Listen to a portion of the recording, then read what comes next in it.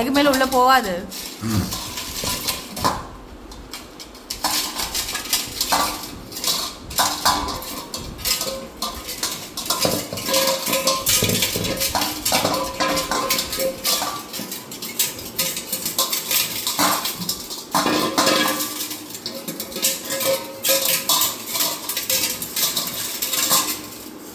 முடிஞ்சிச்சா சத்தம்?